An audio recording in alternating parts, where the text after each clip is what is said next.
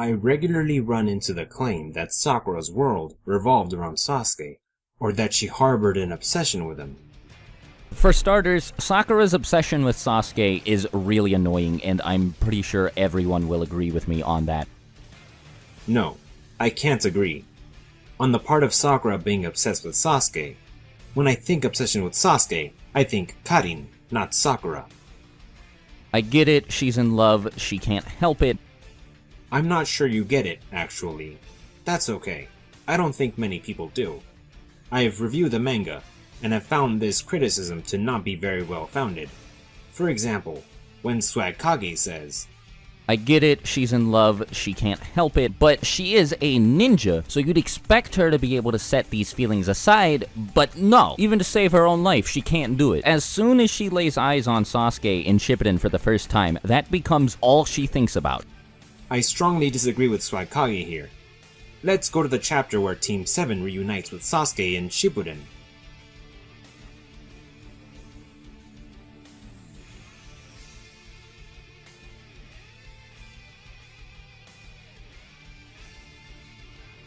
Pardon me, Swagkage, but it doesn't look like Sakura had love on her mind during Sasuke's Shippuden premiere. Looks more like surprise, shock, and concern. It seems to me she's more concerned with doing her part than with love or obsession. Where was the love for, or obsession with, Sasuke here? Running at someone with a fist at the ready isn't how love is conveyed, at least not where I'm from. Throughout the manga, Sakura had more than just Sasuke on her mind. Sakura was about her insecurities as a ninja and shouldering the burden of having to keep up with two other powerhouses, Naruto and Sasuke. I'll agree, early on in the series, on the surface, Sakura was boy crazy, but even then, at her core, the things that motivated her ran deeper than just Sasuke lust. For example, after Sasuke was seemingly killed by Haku, what Sakura says before Sasuke's apparent dead body in chapter 31 is noteworthy. Sakura here isn't waxing poetic about how much she loved Sasuke, nor was she talking about love or romance. Instead, she reflected on how despite her academic successes, she still struggled in trying to keep up with what was expected from a shinobi. She's doing this in front of Sasuke's cold, motionless body, the boy I'm told she's obsessed with.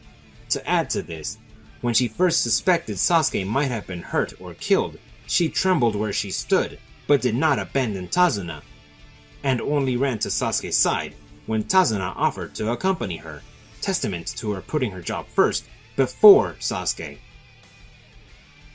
This isn't the only time we get to see the inner workings of Sakura's thoughts and struggles.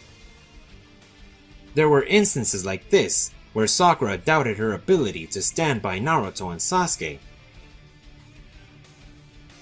Instances where she admires and envies her teammates, like Naruto, and sees them as inspiration to try harder. I'm not seeing an obsessive desire for romance here, I see a desire to get better. Let's go to this sequence starting in chapter 53. A chapter Sakura gets plenty of undue mockery for, wherein a powerless Sakura is rendered ineffective by three other sound ninja. She's not focused on rescuing the love of her life here, but rather aiding and protecting the three ninja that have protected her in the past. Sasuke isn't at the forefront of her mind. It's her own inadequacies and a desire to protect three ninjas she looks up to.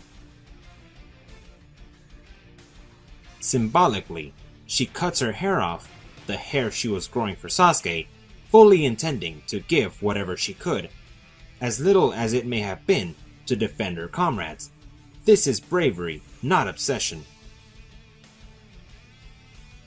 Prior to Sakura asking Tsunade to train her in chapter 236, she had seen the great lengths a banged up Naruto was willing to go to stick to his word and get Sasuke back. There it is again. a frustration with her inabilities to help those she cares about, and a strong desire to do her part. It's what motivated her to train under Tsunade in the first place.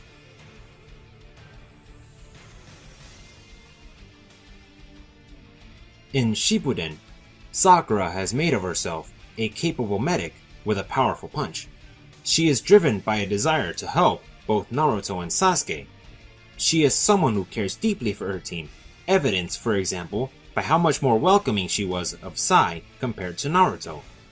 Funnily enough, it was Naruto, not Sakura, who seemed more bothered by the fact that Sai wasn't Sasuke, and she found herself trying to mediate between Sai and Naruto like she tried to mediate between Naruto and Sasuke.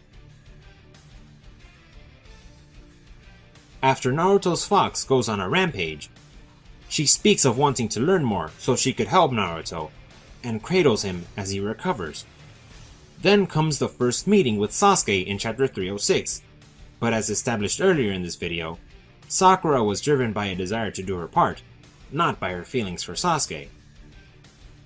More non-Sasuke stuff happens, like Pain's attack, which I discussed in a previous video, and Sakura being the one to welcome back Naruto with both a punch and then a hug. Sasuke is nowhere to be found here.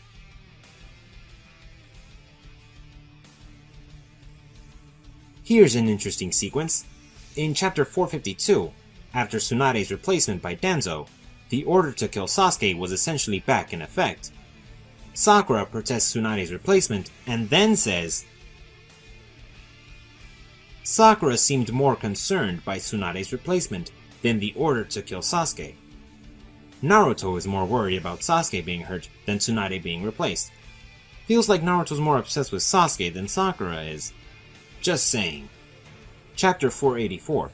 The chapter in which Sakura stops herself from stabbing Sasuke in the back. Some have said her hesitation is evidence of her love for Sasuke. Very likely, but I don't think that's the whole story. We need to factor in these 7 panels that precede Sakura's failure. The first 2 are not too tough. Sakura tells herself she's got to do this, and not tell Naruto she was planning it. Makes sense. Sasuke was a criminal that Shikamaru said risked igniting war. But also someone dear to Naruto, so dear that Naruto was letting people beat him in order to protect Sasuke. Not a simple situation to be in. Next 2 also seem simple. Sakura being smitten by Sasuke early on. What about the last 3? We have a panel featuring Team 7, a panel where Sasuke is leaving the village, and one where he's thanking Sakura. When I think romantic love, I think panels 3 and 4. 5 features all of Team 7, a time wherein everyone was together and on the same side. 6 and 7 has Sasuke leaving the village. Sakura was there, and she failed to stop him from going over to Orochimaru.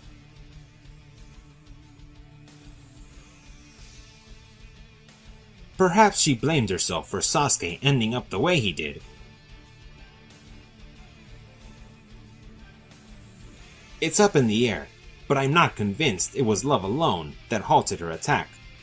I believe it was a mixture of love, feeling of guilt for failing to stop his defection, compassion for a troubled comrade corrupted by the likes of Orochimaru, and a concern for Naruto's feelings that stopped her attack. Reading on after her failed attempt to kill Sasuke, she's rescued by Naruto, and shortly after, she sticks up for Naruto, and counters Sasuke, the boy she's supposed to be obsessed with, when Sasuke calls Naruto an outsider. Naruto, not Sakura, asks Kakashi if Kakashi is going to kill Sasuke. Naruto then holds Kakashi back and tries to fight Sasuke. We get the usual Naruto-Sasuke friendship stuff, but by the end of this confrontation, in chapter 487, Sakura's struggles come up again before she resolves to believe in Naruto and Sasuke, and she feels satisfied there can be a happy ending for everyone on Team 7, not just Sasuke. Where's the obsession? Where's the Sasuke obsession when Sakura, with a great smile on her face, spreads the great news of Tsunade's recovery in chapter 489?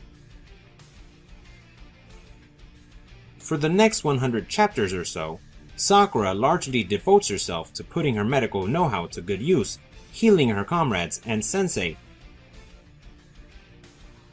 as well as assisting in conducting research. She foils a plot against her medical tent and inspires her comrades to fight. No mention of Sasuke, and Sasuke nowhere in sight. Sasuke then jumps into the scene in chapter 631, to her great surprise, and no, she doesn't just run to him begging for his love or anything. What she was eager to do was fight alongside her old comrades as part of the original Team 7.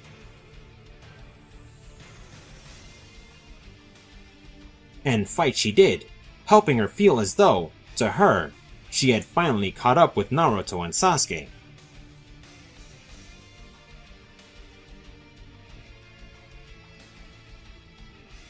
All throughout the following chapters, Sakura's summoning healers.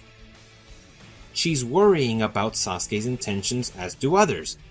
She kept a close watch on the battlefield and worried for both Naruto and Sasuke. And she runs to Shikamaru's aid.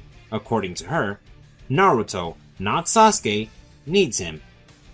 She then teams up with Tsunade to provide for the Alliance in chapter 650. She's got everyone in her mind out there. She grabs hold of Naruto's heart with her bare hand and gives him mouth-to-mouth in hopes of preventing his death. Selfless thoughts of Naruto's dream, not her own or Sasuke's, compelling her to keep him alive.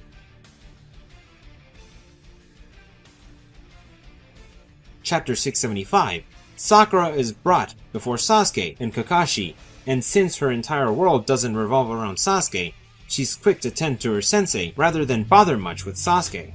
Sakura helps Obito with her chakra, lands a punch on Kaguya preventing her escape, and she's there to catch her sensei. Still looking for the Sasuke obsession, but there isn't much to find, if at all. Chapter 693. This one is constantly brought up. When Sasuke explained his plan to start a worldwide revolution, instead of going up to him and smacking him in the face like a likable character would have, she just burst into tears and begged him to love her. I assume Swagkage speaks of this page here. She begged him to love her?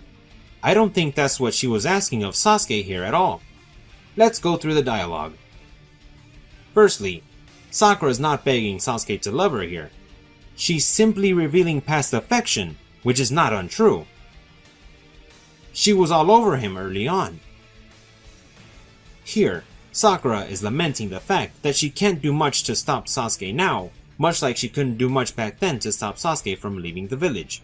Expressing frustration at her inabilities is a common thing for Sakura to do. This should surprise no one by now.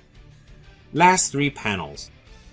Sakura's not begging for Sasuke to love her. She's begging Sasuke not to go, and she adds, "If we're together again, I'm sure we'd be able to go back to those days." Together again? Those days? What days is she referring to here? Considering Sakura and Sasuke were never really a couple up to this point, she's obviously not asking to become a couple again. The we she's referring to here is their past as members of Team 7. Sakura loves her team and comrades, and she has shown it many times. When she wished to be strong for Naruto, Sasuke, and Lee, and put her own life on the line to defend them. When she trained hoping to keep up with 2 very capable and gifted ninja. When she wanted little more than all of Team 7's happy ending. When she did not hesitate to risk her life by putting herself between a sparring Naruto and Sasuke. When on some lonely nights, Sakura would cry, not over a photo of just Sasuke, but rather a photo of all of her beloved Team 7. When she was there at the end for both Naruto and Sasuke, her fellow Team 7 teammates, to heal both their severed arms, as opposed to just Sasuke's.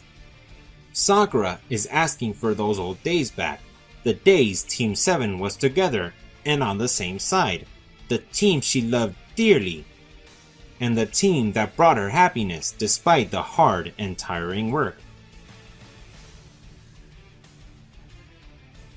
I would never deny that Sakura had feelings for Sasuke. Sasuke is good-looking, skilled, heroic, and early on was an overall decent guy, and among his admirers, Sakura was clearly among them, but to say that's all there was to her is wrong.